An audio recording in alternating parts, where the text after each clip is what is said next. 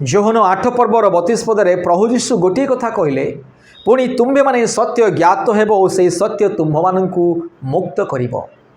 ପ୍ରିୟ ବନ୍ଧୁଗଣ, ଆଜି ଅନେକ ଲୋକମାନେ ଶୟତାନର ବନ୍ଧନରୁ ଏପର୍ଯ୍ୟନ୍ତ ମୁକ୍ତ ହୋଇନାହାନ୍ତି, ପାପ ଶ୍ରାପର ବନ୍ଧନରୁ ଆଜି ପର୍ଯ୍ୟନ୍ତ ମୁକ୍ତ ହୋଇନାହାନ୍ତି, ସମସ୍ତ ପ୍ରକାର ଅଶୁଚିତାର ବନ୍ଧନରୁ, ସମସ୍ତ ପ୍ରକାର ନିଶା ଦ୍ରବ୍ୟ ସେବନ କରିବାର এই ଯେଉଁ ଶୟତାନର ବନ୍ଧନରୁ ଆଜି ପର୍ଯ୍ୟନ୍ତ ମୁକ୍ତ ହୋଇନାହାନ୍ତି।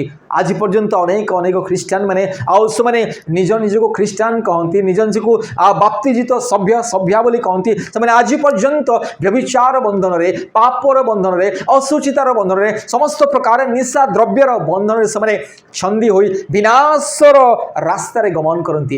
ଏଥିପାଇଁ ସେହିପରି ଲୋକମାନଙ୍କୁ ସଦାପ୍ରଭୁ ପରମେଶ୍ୱର ଗୋଟିଏ କଥା କହିଲେ, ପ୍ରଭୁ ଯୀଶୁ ଏହି କଥା କହିଲେ ଯୋହନ ତାର 8 ପର୍ବର ତାର 32 ପଦରେ, ପୁଣି ତୁମ୍ଭେମାନେ ସତ୍ୟ ଜ୍ଞାତ ହେବ ଓ ସେହି ସତ୍ୟ ତୁମ୍ଭମାନଙ୍କୁ ମୁକ୍ତ କରିବ।